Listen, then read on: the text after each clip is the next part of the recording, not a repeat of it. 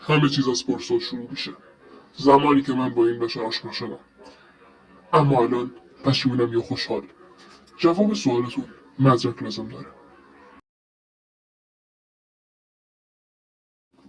یه چنل عادی با یه محتوای عادی. منم بودم همین کارو میکردم. اما با چه قیمتی؟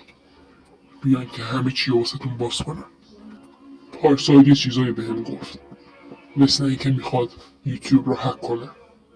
میخواد از همه کلاهبرداری کنه. کارن، اگه این ویدیو رو میبینی حتما تا آخر گوش بده. حتما تا آخرش رو ببین.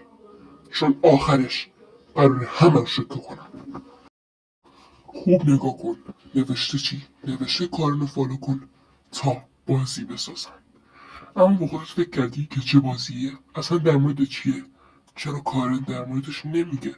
چرا حتی یه ویدیو هم در موردش نیست؟ چون اون بازی در مورد هک یوتیوبه. اون پس از اینکه برنامه نویسیاش رو کرد و کد نویسیاش رو در مورد هک کرد، میخواد یه بازی بسازه و میخواد یه غریبه، یه فالوور وقتی اون بازی رو باز کنه گیر کارن میفته و تومه این شه. چطوری؟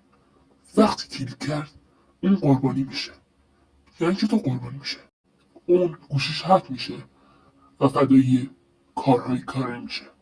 چطوری؟ وقتی گوشیش هک شد یوتیوب هم به طور ناگهانی دست کارن میافته. اینجوری نگاش نکن. قیافش عادیه، چینش عادیه، اما فکرهای خیلی خطرناکی تو سرش داره. حالا ضربه آخر. همه اینو یه شوخی با کارن بود. یه شوخی با کارن بود. همه اینا یه شوخی بود. کارن دوست منه. با هم دیگه خیلی خوبیم. حتما سابسکرایبش بکنید و حمایتش بکنید. تا ویدیو دیگه، بدرود.